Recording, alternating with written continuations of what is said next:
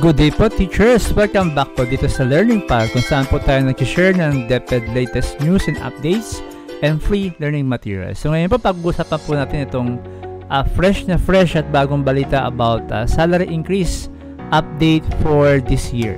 Base po sa updates po ng ACT Party List, dahil sila ay nakapag-meeting at dialogo sa DBM or Department of Budget Management, ito po nakaraang araw, ay ito po yung mga lumabas po sa kanilang dialogo. Una po ay meron pong pang salary increase. So ang sagot daw po ng DBM ay meron, no? So yan po ay isang magandang balita. At ito raw pong salary increase ay ipapatupad itong SSL 6 ngayong taon at magkakaroon daw po ng 4 na tranches katulad po ng sa dati. Itong SSL ay papatupad daw po ay sa bisa ng executive order na ayon kay Secretary Pangandaman ng DBM ay pirma na lang daw po ng Pangulo ang kailangan. So we're waiting for that, no? Ibig sabihin po ay anytime ay pwede na po ito maging effective at hindi na po kailangan na magpasa ng batas sa Kongreso para po sa salary increase.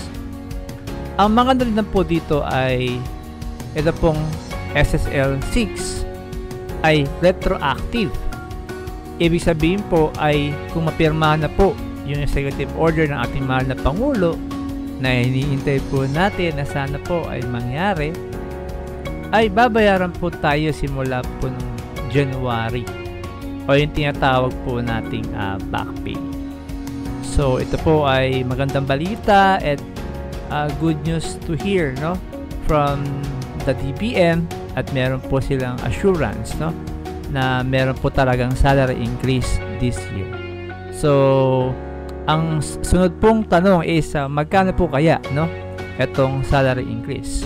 So yan po yung ating i-share sa sunod po nating video dito po sa Learning Pal. So stay tuned po and please subscribe po and hit the notification bell para updated po tayo sa mga bagong balita about DepEd and for free learning materials. Yun lang po at maraming salamat!